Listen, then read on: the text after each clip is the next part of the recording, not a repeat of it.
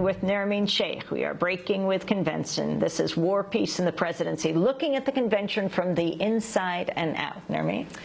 The major television networks are broadcasting just 1 hour each night of the Republican National Convention, beginning at 10 p.m. In their first hour of coverage, Tuesday, Republicans highlighted women. Speakers included Mitt Romney's wife, Ann Romney. Amy, you were there on the convention floor when South Carolina Governor Nikki Haley took to the stage just before 10 p.m. A few months ago, I sat on the tarmac at the Boeing facility in North Charleston and watched as a new Mac Daddy plane rolled onto the runway, sporting a Made with Pride in South Carolina decal and surrounded by, get ready for it, 6,000 non-union employees cheering, smiling, and so proud of what they had built. I'm Amy Goodman. This is Democracy Now!, and we're at the Republican National Convention in Tampa, Florida. Actually, we're on the 4th floor of the Republican Convention, overlooking the first night. The first night, Monday, was canceled. Tonight, now, Ann Romney will be speaking, followed by the keynote address of New Jersey Governor Chris Christie. Now, the networks have said they will only do an hour of coverage each night, and that started at 10 o'clock. And clearly tonight, they are featuring women. First, South Carolina Governor Nikki Haley came out, and she, like many of the speakers before her, repeated the mantra, "We built it," as they mock President Obama, saying that no matter how much you put into your own business, no matter how much you built your dream, government contributed to that. Well, here, it's the mantra. It's the posters. It's all over the convention center, the words, "We built it." Now, behind me is a debt clock that started when the Republicans gavelled in the convention on Monday. And as that debt increases, and on this floor the corporate high rollers are, down the road, for example, down the hallway, Sheldon Adelson is rumored to have his corporate suite. I could only think about that debt clock ever increasing. And the corporations like Boeing that Governor Haley talked about, getting the government subsidies they have. Yes, it's appropriate when looking at that debt clock and then looking at the mantra to put them together. We built it. We built that debt. Right now, Ann Romney is about to address the convention. Not about politics and not about party. And while there are many important issues we'll hear discussed in this convention and throughout this campaign, tonight I want to talk to you from my heart about our hearts.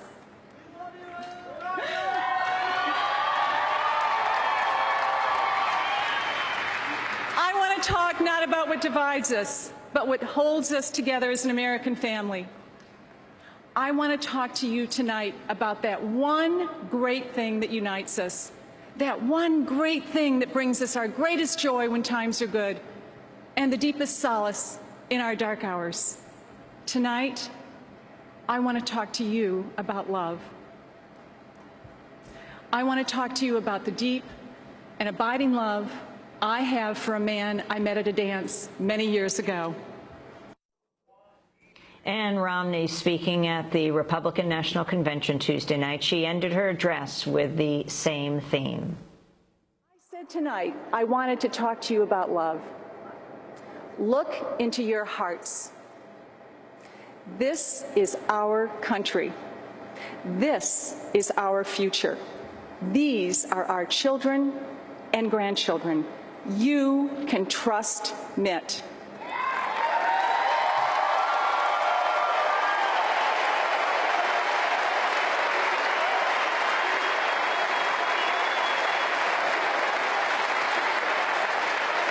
He loves America. He will take us to a better place, just as he took me home safely from that dance. Well, we're joined now by someone who knew Ann and Mitt Romney well. Rocky Anderson is the former mayor of Salt Lake City, Utah, where he worked with Mitt Romney on the 2002 Olympics, former Democrat who once endorsed Romney for governor of Massachusetts. Now Rocky Anderson is running for president on the Justice Party ticket. We're also joined here in Tampa by Megan Carpentier, executive editor of the news site The Raw Story. She live blogged the speeches on Tuesday night. We welcome you both to Democracy Now! And Romney. Rocky Anderson, you have known the Romneys for years. You cross-endorsed each other in commercials. When he was running as a Republican for the governor of Massachusetts, you were running as a Democrat for Salt Lake City mayor. Now you're running against each other. He may not know that, but you definitely do, and we'll talk about that in a moment. But talk about who the Romneys are. They're changing positions, who Ann Romney is. Well, I supported Mitt Romney because he was a very moderate, reasonable person. Running for governor of Massachusetts, he never could have won that race had he not been that kind of a moderate. And I saw him as somebody who might be able to bring the Republican Party back to a far saner middle course. And instead, he has gone completely the opposite direction. You know, when you hear Ann Romney say you can trust Mitt Romney, who can trust a man who changes his position on fundamental issues on a dime, who decides to run for president of the United States and all of a sudden he goes from pro-choice to anti-choice, whose wife has MS and objects to stem cell research? These are the results of handlers telling him what he needs to do to get the Republican nomination.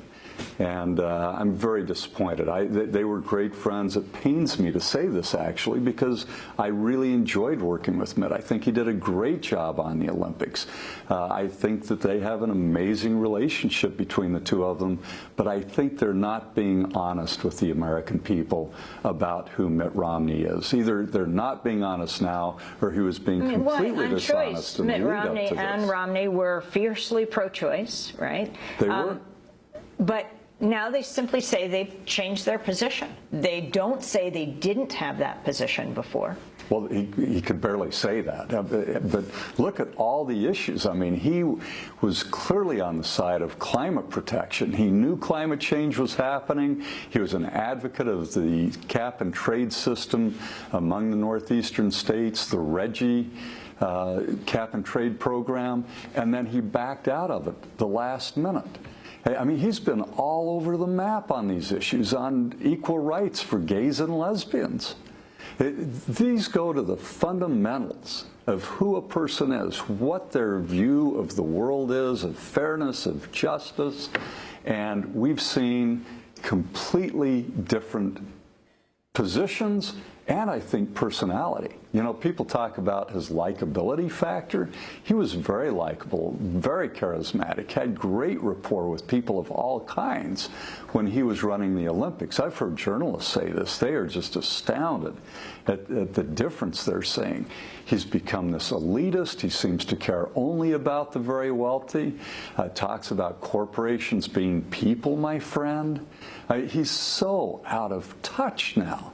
And I think a lot of it is because he has had to come off as a very different human being in order to get this Republican nomination. Megan Carpentier, I want to ask you, you were monitoring the speeches very carefully last night, and polls suggest that Romney is in fact far behind Obama as far as women voters are concerned. So what do you make of Ann Romney's attempt to reverse that trend? I think Ann Romney's speech about love and Mitt as a family man was clearly designed to appeal to a certain kind of stereotype of woman. You know, the soccer mom, the soft, you know, it's not really about the issues, it's about the man himself. And I'm sure there are women voters for whom that's important. But we're talking about an election cycle and a 2-year period where everything from women's contraceptive access to reproductive rights to equal pay has sort of been put on the table by the Republican Party, and women don't just care if Mitt Romney's a good father. Women care what he's going to do to those issues, to their ability to access the economy, and to have sort of Ann Romney get up and say, well, as a woman speaking to women, I don't need to talk about policy or politics or what sort of president he would be. I can talk about what kind of husband he is, and that's the appeal. Was kind of off-putting. I mean, obviously she didn't write the speech, and obviously that's what his advisors think women want to hear, is that he's a nice guy, and you know, that's, I think, kind of insulting. Very strong message from the floor when speaking to people when I talk about the economy, not about issues of abortion. Now, I actually bumped into someone who's very significant in the Republican Party around abortion and choice. It was 20 years ago this month at the Republican National Convention in Houston, Texas, when the pro-choice Republican Governor William Weld of Massachusetts, right, the predecessor of Mitt Romney, took a stand for reproductive rights. Weld drew a mixture of boos and cheers. This is 20 years ago, when he addressed the convention saying he believed individual freedom should include a woman's right to choose. I want to play a clip of that 1992 Republican National Convention address. What brings us together as Republicans, indeed what defines our party, is an enduring faith in individual freedom. We are tough on crime because unless our families are free to walk the streets in safety, no other freedoms really matter. We are tough on taxes because excessive taxation stifles individual initiative and economic enterprise.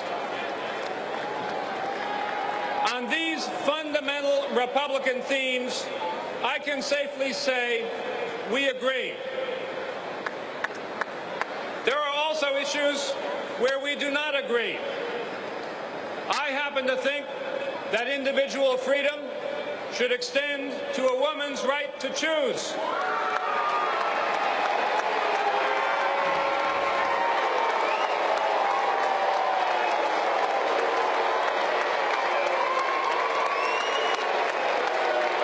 I want the government out of your pocketbook and your bedroom.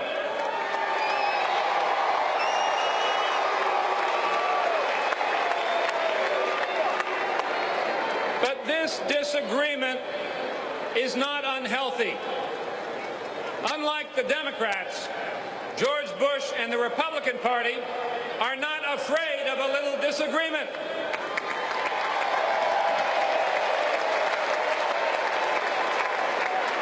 My appearance before you here tonight proves it. We should not let this issue divide us. We should focus on uniting and on winning in November.